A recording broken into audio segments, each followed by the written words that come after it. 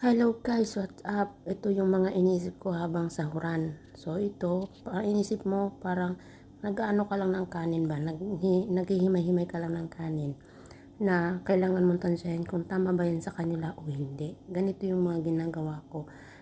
Kasi ako, inisip ko talaga pag sahuran na inisip ko, ito para sa ganito.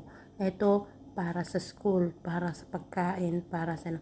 Para din nag-ano ka ba, dinadala mo sa trabaho, pero ang iniisip mo yan, kasi katapusan na, iniisip mo yan, kasya kaya to, kasya kaya ang mga sasahurin ko ngayong buwan, kasya kaya to sa kanila. Kaya minsan kasi, yung mga OFW,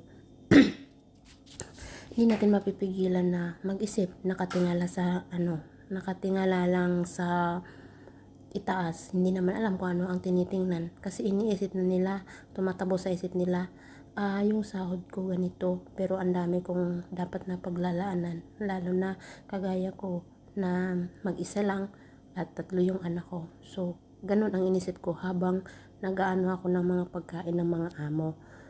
Parang sinisipret ko kung saan ba to dapat, saan. Konti lang kasi, sa totoo lang, konti lang sahod ng mga OFW. Hindi kasya sa Pinas. Minsan nga yan, wala na yan sa kanila. Hindi na nga sila makabili ng needs nila para sa sarili nila. Kasi mas inuuna nila yung nasa Pinas kasi alam nila na naghihintay yun sa bawat katapusan na umaasa sa mga padala. Ayun lang po. Yun lang po ang mga inisip ko pag nagtatrabaho ako.